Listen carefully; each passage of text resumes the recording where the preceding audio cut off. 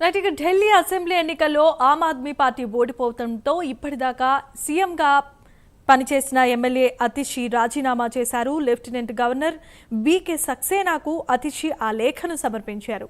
ముఖ్యమంత్రి అతిషి కల్కాజీ నియోజకవర్గం నుంచి గెలుపొందినట్లుగా తెలుస్తోంది. ఒక దశలో వెనుకంజలో ఉన్న ఆమె ఆ తర్వాత పుంజుకుని భాజపా అభ్యర్థి రమేష్ బిధూరిపై 3521 ఓట్ల ఆధిక్యంతోనే గెలిచారు. అసెంబ్లీ ఎన్నికల్లో ఓటమి ఆప్నకు ఎదురుదెబ్బ అని మాజీ సీఎం అతిషి పేర్కొన్నారు.